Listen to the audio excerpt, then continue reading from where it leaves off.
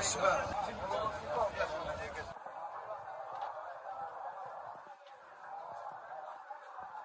السلام عليكم، صحة رمضانكم تصوموا بالصحة والهنا ان شاء الله. هذا اول فيديو من شهر رمضان، رانا في حي برباس في مدينة باريس. هذا الحي اللي معروف اللي يعيشوا فيه الجزائريين.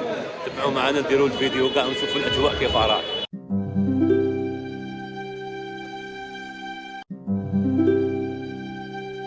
بريوس، شربات، بيتزا كاري، البريك. البريك عند العناب يا خويا.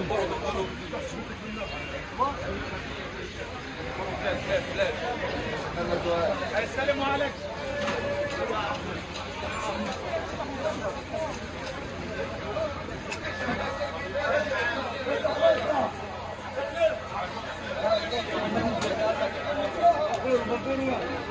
يا زهراء يا زهراء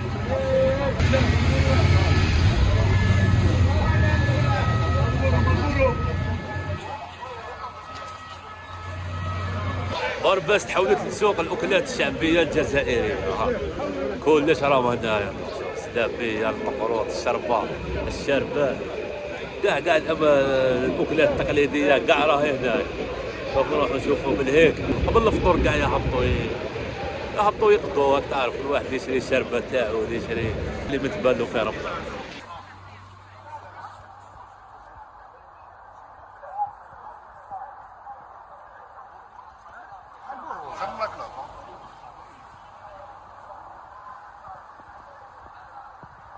أو عنده الحاجب هذا عادي، حاجب كسرة، كلش كاين.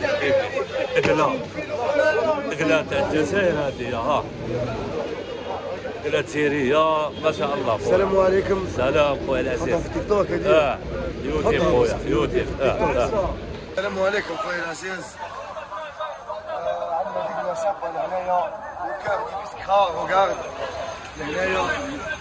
عند سكر دو بسكرة بولفار دو لا شابيل. عندنا دقله ما كانش في باري. عندنا دقله في الشباب تجي من بسكرا باري، طياره توصل توكلها جديده. الله يخليك يا خويا، تهلا فيهم، يجوا عندك وتهلا فيهم. احنا من بلاص دارم جينا نخدموا رواحنا خويا. يا خويا الله يعاونكم خويا وصحة رمضانكم. هذه الاجواء راهي هنا فوق بن جراح ولا حراس ولا المارشي تاع باب الواد كما راكم تشوفوا. كل المأكولات الجزائرية كاين كل شيء تباع. قلب اللوز، لابيه، المطلوع، الطعام، الكسكس، البن، كل شيء كاين للخوت.